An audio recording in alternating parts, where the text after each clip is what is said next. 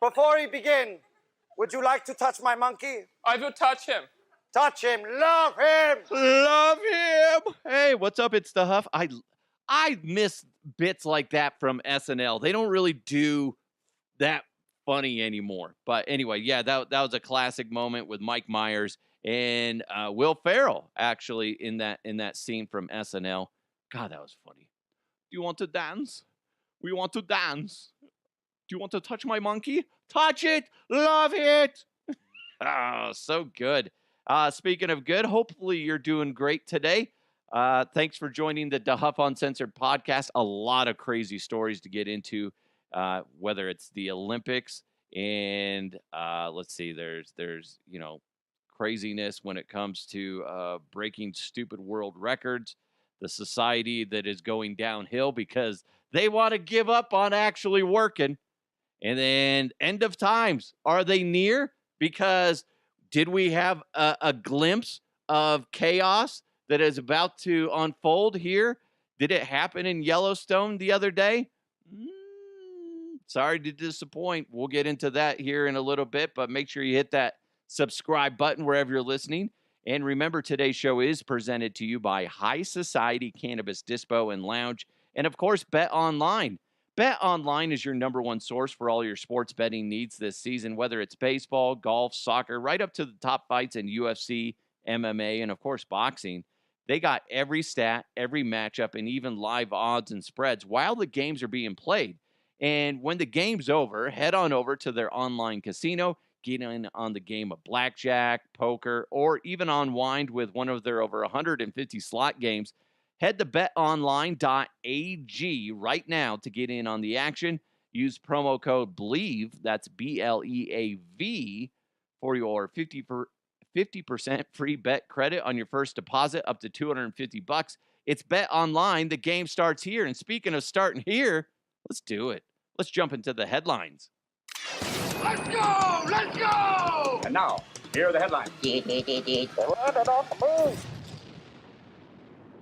The Olympics. We've been talking about the Olympics for a little bit, and I'm excited for it, but I have a feeling that once the Olympics start, I'm probably going to tune in like twice. I might tune in for the opening ceremony. Then I'll get bored halfway through it and be like, can they just fucking show the U.S.? I don't really give a shit about anybody else, right? And then where's the final torch being lit? Okay, there we go. I'm done. That's what's going to happen. And then I'll tune in for some events. You're going to realize how many boring fucking events are there. The only good thing is, you remember, we got Snoop Dogg doing some of the analysis on the field of play. So hopefully that will intrigue me more. But otherwise, like, I get so excited for the Olympics, and then I burn out really quick with it. Maybe you're different. Maybe I need to just ingest more marijuana in order for me to be super stoked about the Olympics. Like I am, but then it can't hold my attention very long. But there's a couple things I wanted to get into in regards to the Olympics that are kind of making the headlines today. One, Salt Lake City just was announced as the host of the 2034 Winter Olympics. They did it back in 2002. And they did a killer job back then. And they're going to use some of the same facilities. I don't know if it's going to be all of them, but I imagine, they got 10 years. They're probably either going to scrap some of the old facilities or just upgrade them. I think, if you think about it, they're probably going to tear down most of those things. Unless they're still just using them. But either way, I can't imagine them bulldozing all of them, but I would guess that they might do that. Who knows? But that's cool. Another moment for me to say, have at it, Salt Lake City.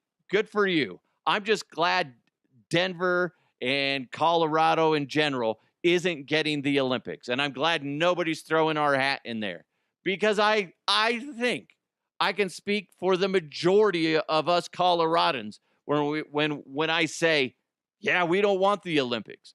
I don't want a bunch of 1,000 more dickheads on the road. Our traffic system sucks as it is. We have a horrible highway system. Then you want to throw in more people? Fuck that. I don't that, and it's just you're dealing with, you know, just I don't know. It might be good for some of the surrounding businesses depending on how they laid it out. I think overall, people in Colorado, we don't want the Olympics to ever show up. There might be a few of you that would be like, "Oh, we like it. Oh, that'd be fun. Oh, great for the kids to see." No, no, don't want it. Don't want it. I wouldn't mind visiting somewhere that is hosting the Olympics. That's on my to-do list one day to go visit the Olympics. That would be neat. I just don't want it in my backyard. But the other reason I brought up the Olympics is this is starting to go viral as of this morning. I tweeted it out. I'm also going to post it on my Facebook page at DeHuff Podcast. What is it? Well, it's a screenshot or just a picture, I guess you could say. I don't know why I said screenshot. It sounds so old. Of an Olympian holding up an Olympic branded condom. And what's funny is it's with it's so stupid. It's there's like a cartoon bird on there leaning up against something, winking at whoever's holding the package, and it says, "We need, no need to be a gold medalist to wear it." Then they have some others that say some other random things like, put this on your dick. I don't know. It doesn't say that. But it's very kid friendly, which is really weird. Because I know separating the kid thing for a second, uh, it's like a big bang fest over at the Olympics. We hear that every Olympics. We talked a little bit about it before. They tried to invest in these no sex beds, and they're basically cardboard, and they're really uncomfortable for some of the athletes, if not most of the athletes. And it's supposed to prevent people from having sex. What's funny is it's like who only has sex on a bed, and like we talked about it before. There's people saying that people are banging on the balconies. There's people banging out in the courtyard. There's people banging and having orgies in the hot tub. It's just a big giant fuck fest. That's what the Olympics are, and it makes sense. You got all these like primed athletes, and they have a lot of downtime. I mean, it makes sense. If you're single, why the hell not? If you're in the Olympics, come on, come on, why not? But now going back to the condoms, it's such a hypocritical thing that they're doing. We don't want you to have sex in your beds, but here's a bunch of condoms, huh? And look, there's a cute little birdie on it. Ooh. Now I tweeted that out. And Michael responded with, "Why do they look like something a third grader would find in their Valentine's box?" It's so true. It's a really weird thing, and I get maybe they don't want to be using the official rings of the Olympics as branding on this, but come on, you think that they would be able to do something that wasn't so kid oriented? It's kind of bizarre. Kind of bizarre. And let's be honest, the package the lady's holding looks a little too big. Just kidding. But it's kind of funny.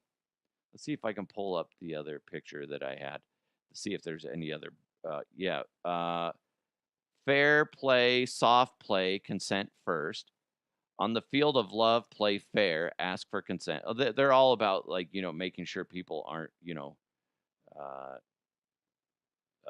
well, to say no raping going on, please, at the Olympics or in general. But it's really weird how they're advertising this. It is like Michael said, it's so it looks like it's geared towards children. It doesn't make sense. Go look at it at DeHuff Podcast. I'm going to try to put it everywhere because that's just a little much. A little much. But it does make me want to slap it on. Be like, oh, this is fun. This is fun. Now, what would be great is if it was like oriented towards your country. So let's say I put one on, it'd be stars and stripes, red, white, and blue. That'd be cool. America. That would be fun. I'm sure they have them out there. If they don't, come on, somebody hop on that thing. Listen, it's been a while since I've slapped one of those suckers on. Okay. I do remember real quick. We talked about this, and some guy tried to debate me saying that truck stops don't have condom vending machines. And then he said it. Then a bunch of other people are like, dude, yeah, they do. And then he removed his comment.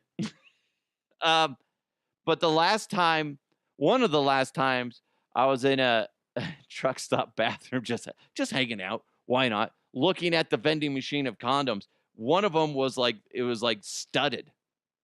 Like, it's kind of a good idea, I guess. A bunch of extra little studs on the side. Anyway, you're going to be looking for it. If you see one, take a picture and send it to me. I want to see it. No.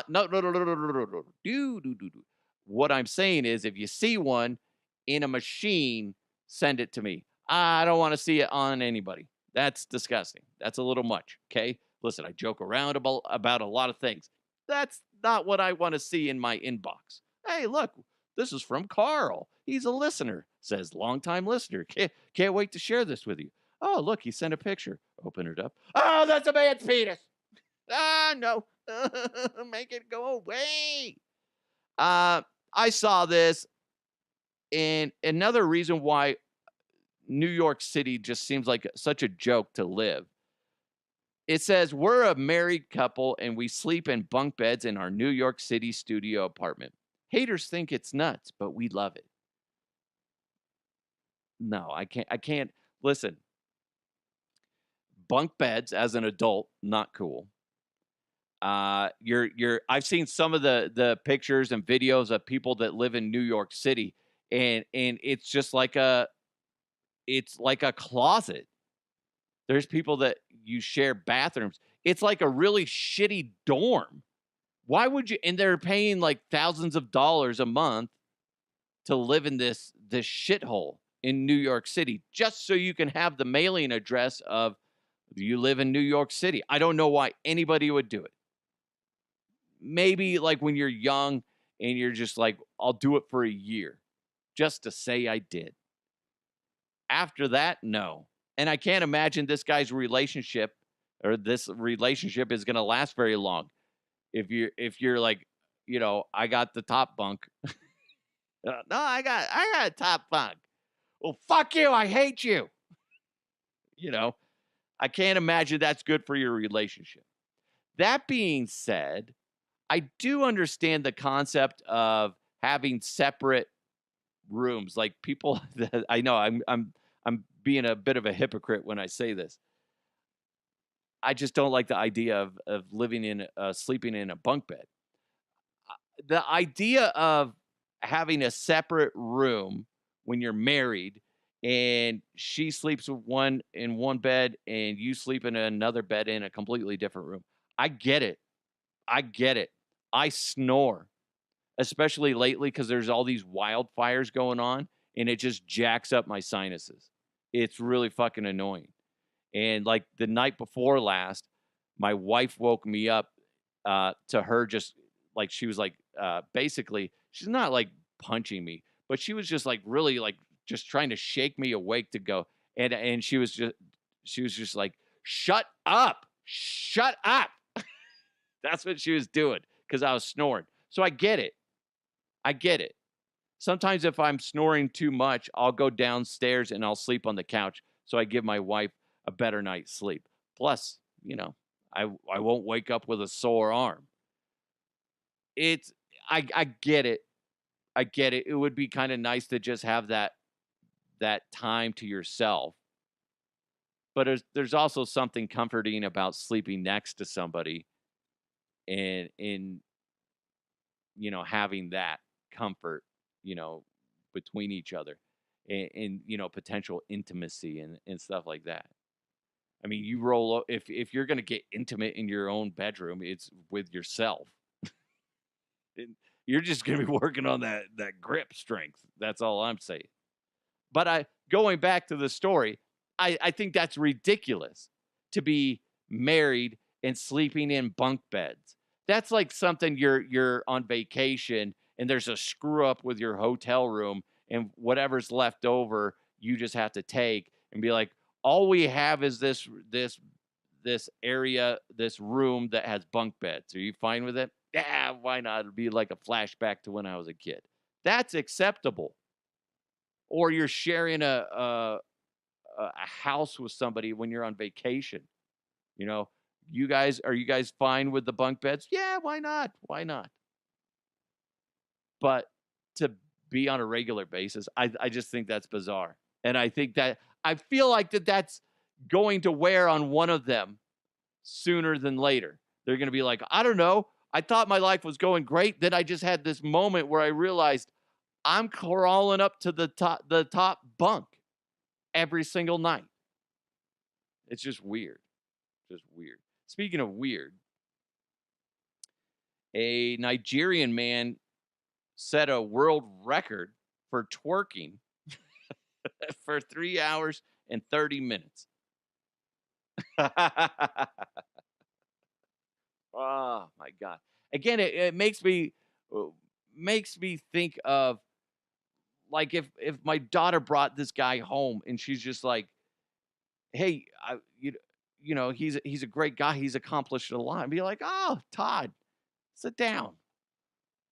What what have you accomplished?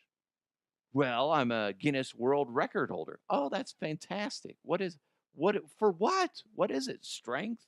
You know, endurance? Well, endurance, yeah, okay. Tell me about it. Well, for 3 hours and 30 minutes. Well, that's quite a long time. What did you do for that long? I was twerking. Like, oh, how did you practice for that? That's just weird to me. But good for him. Again, didn't hurt anybody.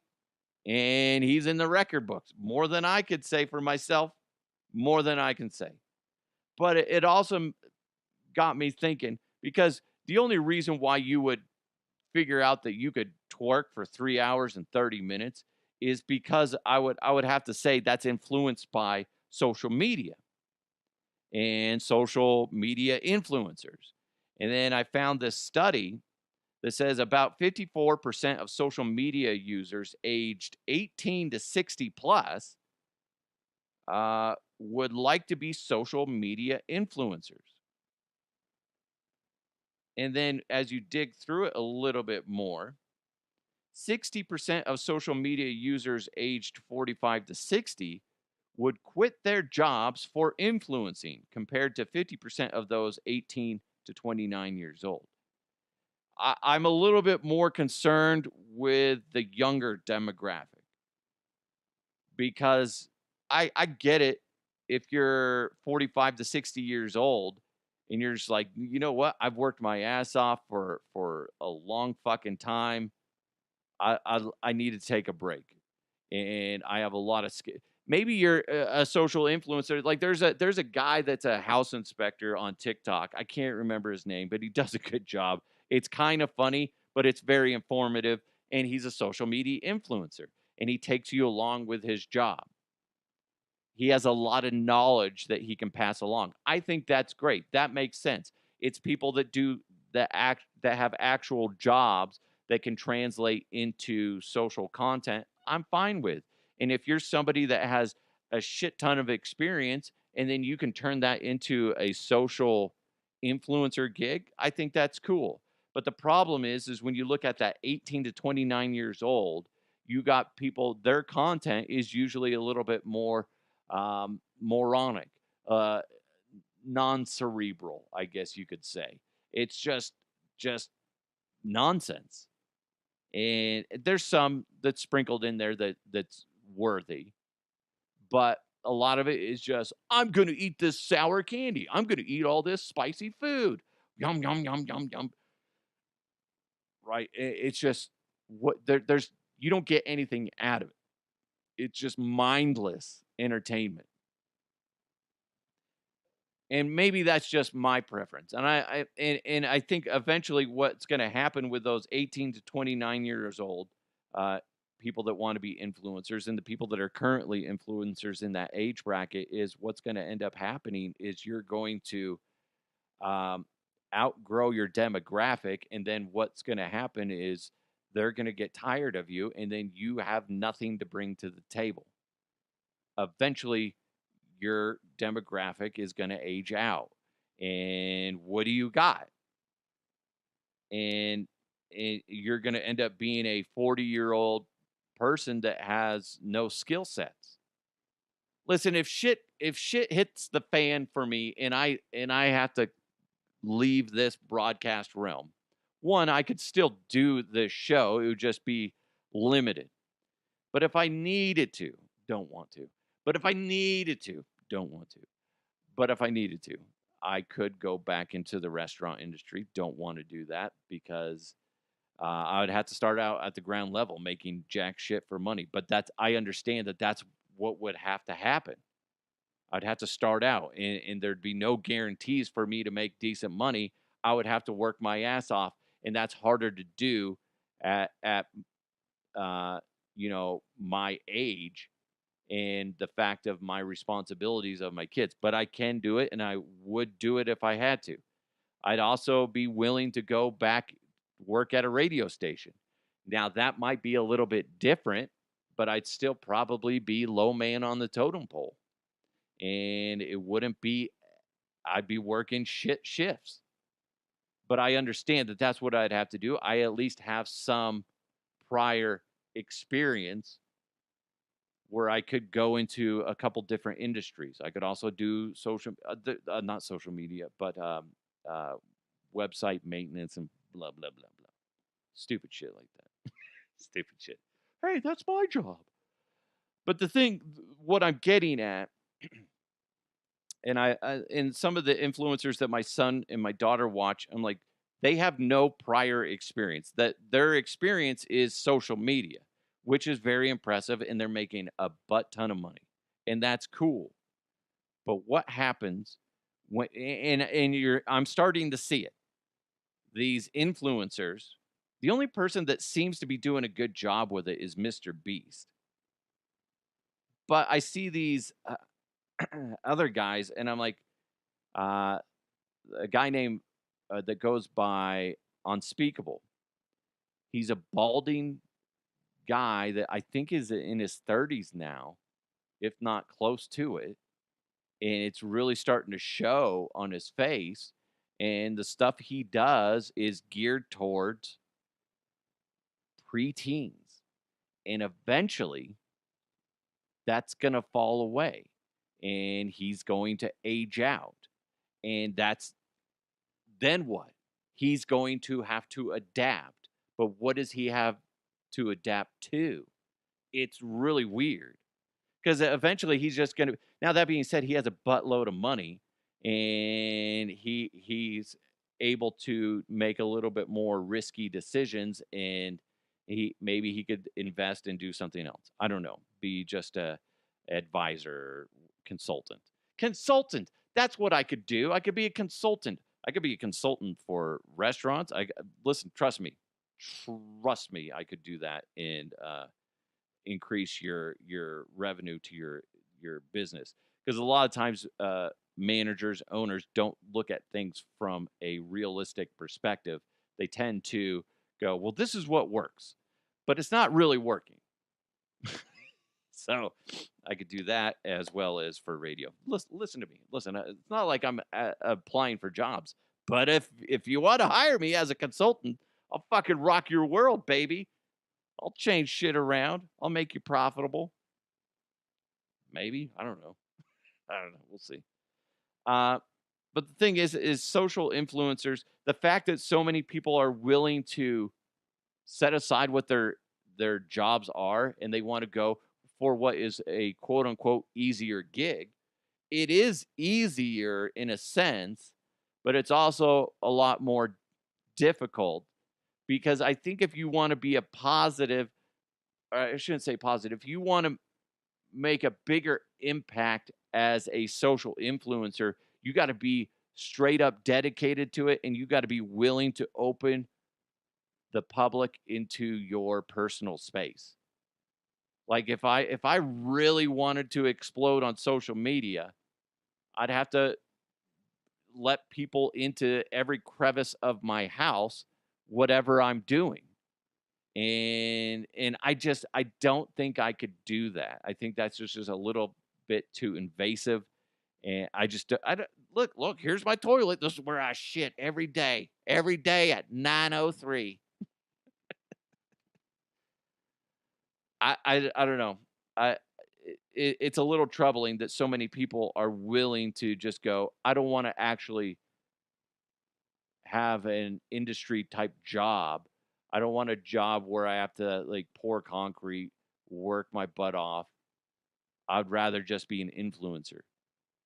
And listen, spend an hour on social media, on TikTok, and you see what the quote unquote influencers are. There's some that are good, but I would say the overwhelming majority are just nonsense, and they don't really contribute, and that's disgusting and hard. But it's also a great opportunity, I think, if you look at this from a positive way. If you're somebody up and coming into the work industry and you see this and you're like, man, all these people want to be social media influencers. Guess what that means? It means that I go into a job and do my job, work my ass off. I'm going to excel quicker because there's all these people that are doing a shit job. I go in there and do a great job. I'm more likely to advance. You see all these people that are like, that what is it, the silent quitting and shit that we've talked about in the past, where people are just like, oh, I'm only going to do whatever it says that I was hired to do. That's what I'm going to do. I don't go above and beyond worth a shit. If fine, there's other people going to get promotions above you because you refuse to put in the extra work. And reality check, that's how you move up in industry. That's how you get promotions. That's how you get raises. Jesus Christ. But go ahead, be a social influencer. You're just opening the doors for other people that are willing to work. And that's why I'm trying so hard with my kids to go, you got to put in the work to have a good job, to have a good future. Yeah, it's fine to want to do social influencing and stuff, and it's a little bit hypocritical coming from me considering what I do for a living, being a podcaster and doing stuff on social media. But it's like you need to have a real job. You need to go out there. I'm already talking to my son is only 11 years old, and I'm like talking to him. I'm like, what do you want your first job to be? You know, what I know you do mowing lawns and stuff like that. But what do you want your first job to be? And I'll give suggestions. I was like, I learned a lot from working in restaurants. Learned a lot from working at grocery stores. Uh, you grind. I still remember one of my first managers, a guy named Leon Baca, great guy, used to be in the army. And I remember him getting so frustrated with me because he had to show me how to mop. I had never mopped before. If I did, it was like one of those things that you have a household mop. It's like a rectangle, and then you squeeze it, whatever, squeeze it into the sink.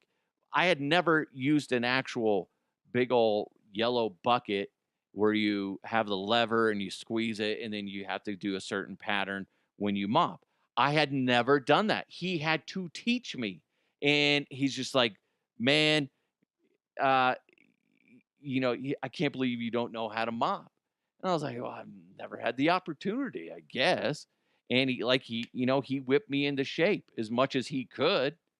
Hindsight, I learned a lot from that. I don't know if at the time I appreciated it as much as I do now, but I remember that.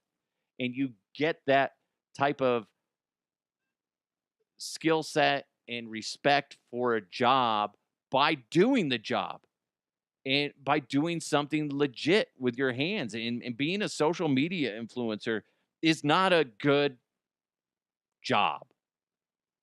You can make a buttload of money. Yes, you can. If you're willing to sell your soul and sell everybody around you soul just for content, that's fine. Listen, if you can make money, you're not hurting anybody, go ahead.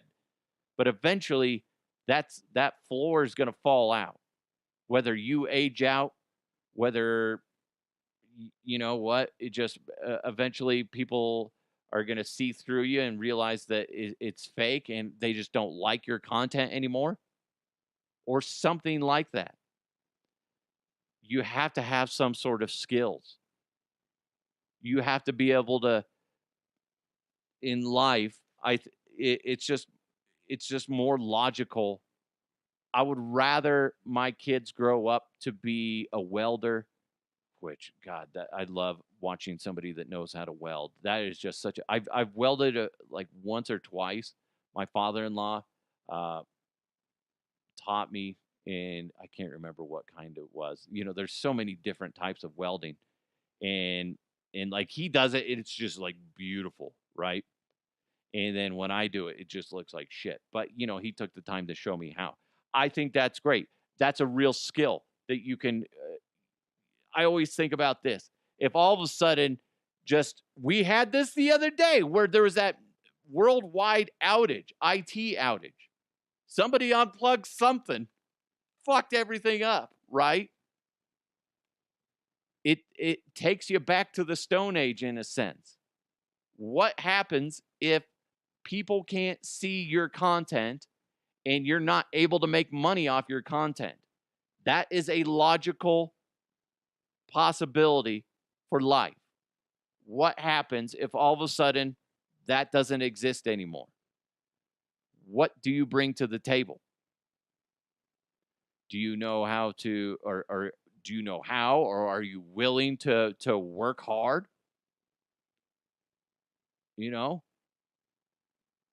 Listen, if all of a sudden, like, I can't do this show anymore, and then all of a sudden, like, there's a job for me to shovel shit, I'll go shovel shit. Not going to be happy about it, but I'm willing to fucking do it. Especially if it's good money. Oh, smells like success.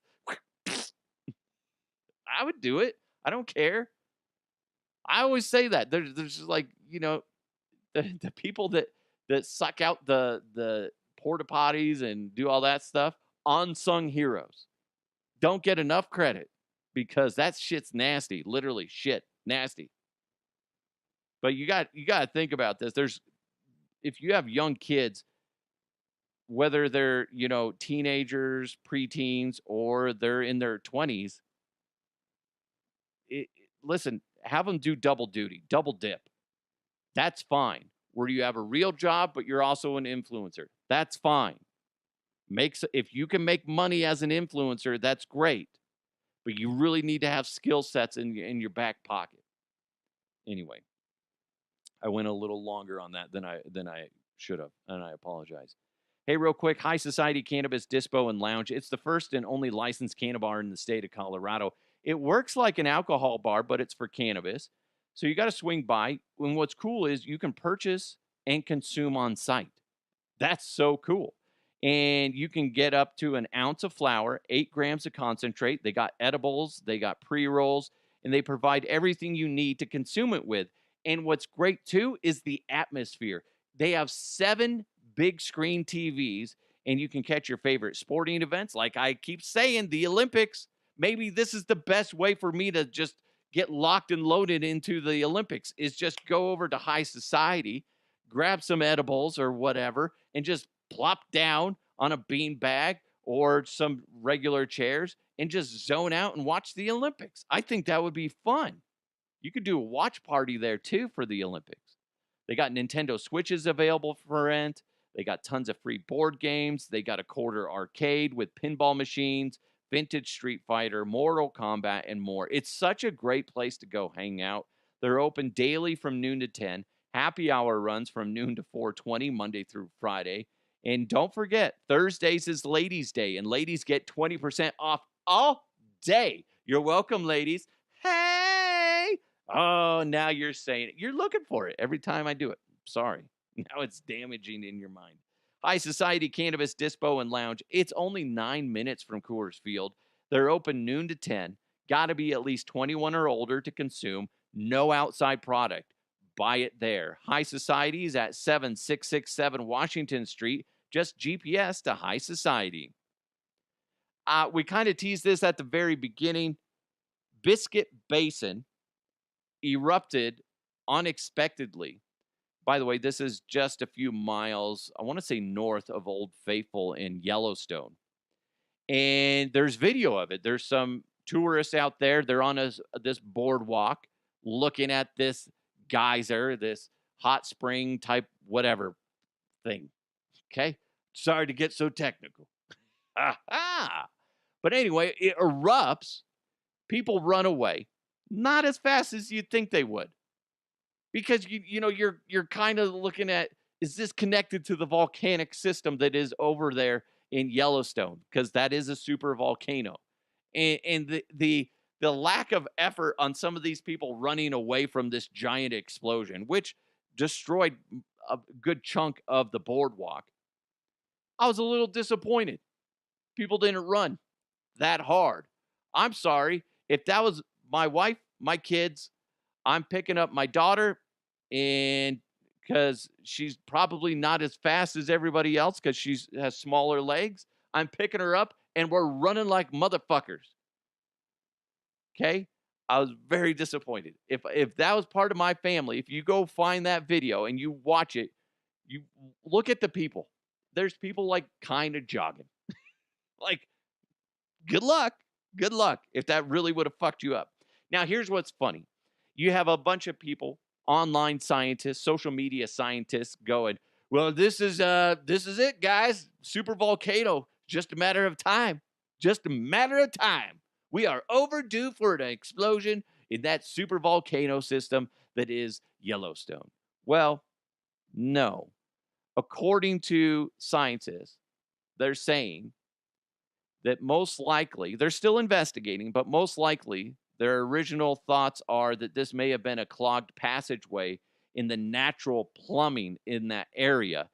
And that's what happened. And they're calling this a hydrothermal explosion.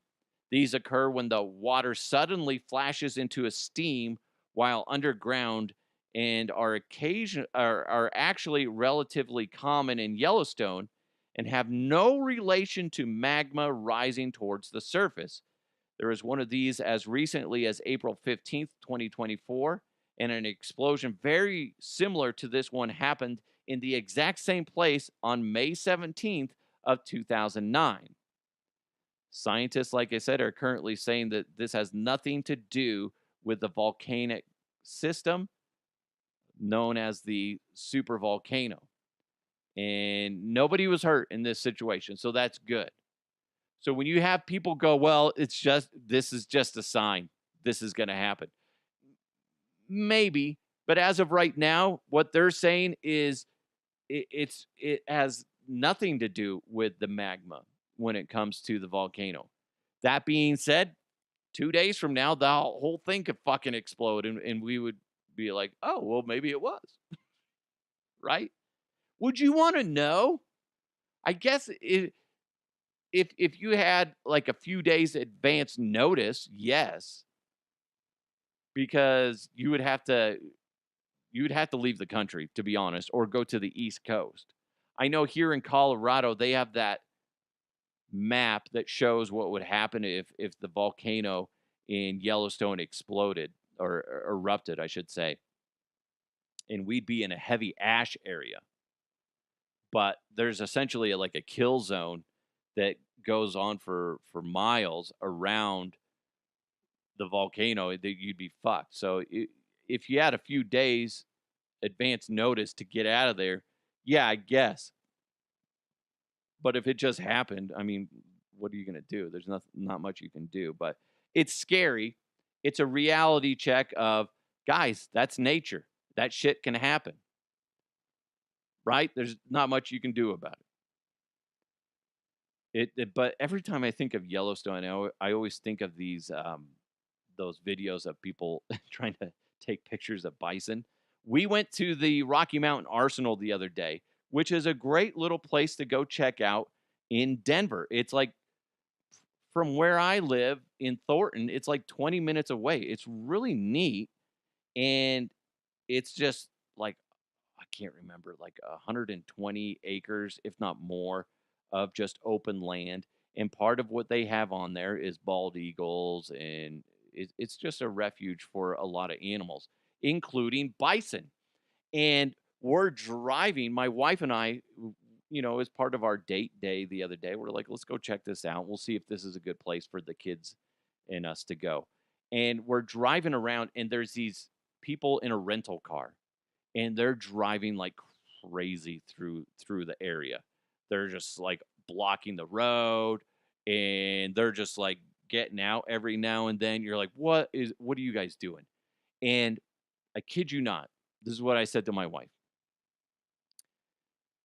I was like, I really kind of hope that they get out when we get in front of the bison. I really do, because I got my phone ready to go to record.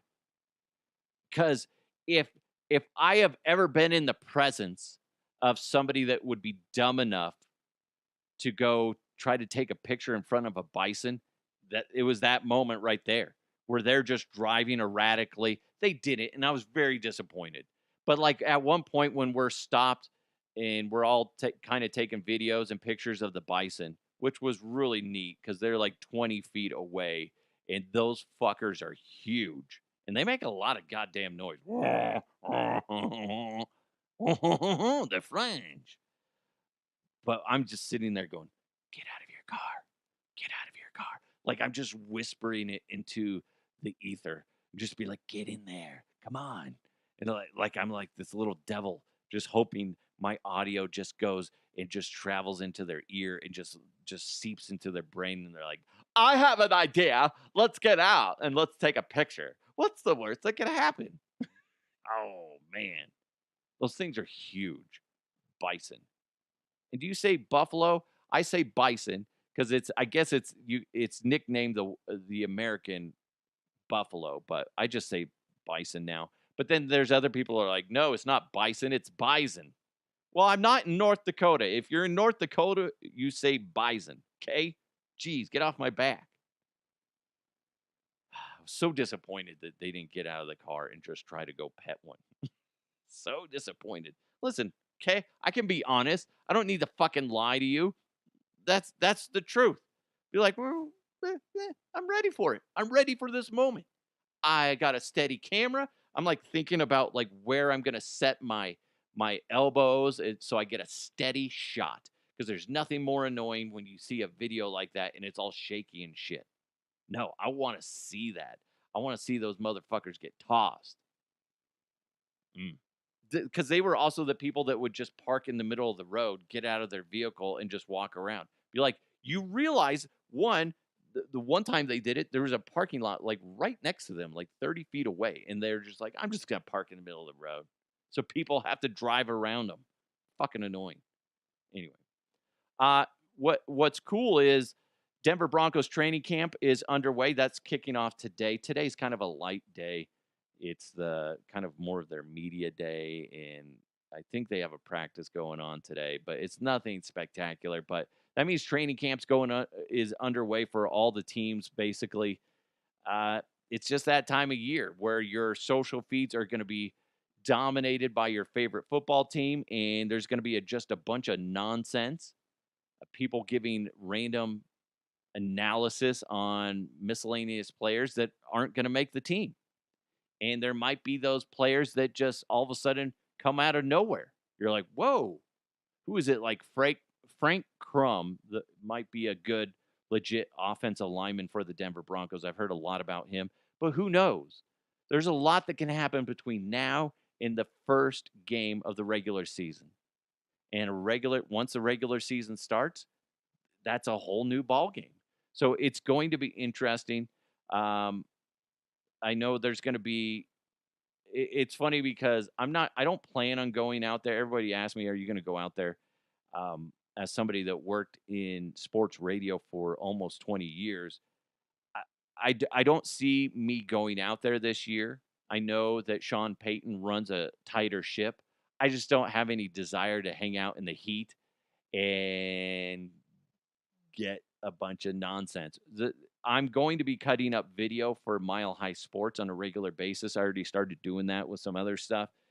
Cut up some Sean Payton yesterday. Did some Deion Sanders when it comes to CU Buffs last week. But I'll be doing that, cutting stuff up, whether it's Sean Payton or some players, and I might bring those if it's interesting to this program. But otherwise, I don't see the point of going out there. But I will be watching closely as a Bronco fan, and just a football fan or sports fan in general. I'm very interested in watching the Broncos QB room, especially Bo Nix. Is he the answer for the Denver Broncos quarterback woes? Because subtract Peyton Manning, we've had quarterback woes in Broncos country since John Elway left. And that's a big, giant drought. The Broncos got lucky with Peyton Manning. And once Peyton left, it just went back to the same old shit. So if Bo Nix ends up being something special, that's great. I'm very curious about that. I really want to see the offensive line step up. That's where it's just like, who are these guys that are coming in that are going to dominate? I want that to happen because I still think the Broncos' offensive line was just meh last year. Also, the Broncos secondary needs to be tight. I don't know if they don't have Justin Simmons back there. That's a big key factor that's missing for the Denver Broncos secondary. Also, linebackers, essentially the whole fucking team. I am just under a microscope with them, and I just want them to do well. But it's interesting when you look at football from a business perspective and you look at it on paper, be like, how are they going to evolve? How can they improve? And it's a big year for the Denver Broncos. I would hope with the addition of Bo Nix and a few other key parts that they move forward because they haven't been. They've been sliding. It feels like they've just been slowly sliding backwards. You think that they're going to move forward, and then it's just like they're on like a sheet of ice, and they just keep sliding backwards. There's so much pressure on Bo Nix's shoulders. I'm pretty sure he can handle it, but as a fan in Broncos country, man, that I want this to be the year where they at least make the playoffs. Right? It's been too freaking long. Beat the Raiders, beat the Chiefs, make the playoffs. That's what I want. Oh, sorry, Chargers, you're still there. Beat the Chargers too. Right? That's what I want from the Denver Broncos. I want Bo Nix to be something special. I want the Broncos to beat the Raiders. I want the Broncos to beat the Chiefs. Yeah, Chargers, you're in there too. And make the freaking playoffs. That's what I want this year. It's a very simple ask. Right? Right? That's what I want from the Denver Broncos this year. Is it going to happen? I don't know, but I want it to. It needs to happen, guys. It does. I'm sick and tired of being a laughing stock in the NFL. It's hard to be a Broncos fan right now. I believe in them. Every year I go in with a big bucket of hope. The problem is that bucket of hope tends to have a hole in it, and it just goes running down my leg. Well, let's plug that hole and let's make something out of it, and let's go Broncos. That's what I want. There you go. Anyway, thank you guys so much for joining the show. I went on a lot of little random tangents today, and I apologize. You guys, hopefully you have an amazing day. Hopefully you giggled and chuckled, whatever, farted maybe a little bit, maybe spit some snot out your nose every now and then. I really appreciate it. Thank you guys so much for joining the show. Thanks to High Society Cannabis Dispo and Lounge, and of course, Bet Online. You guys are all amazing. Have a fantastic day. Let's continue to move forward. I'll talk to you next time.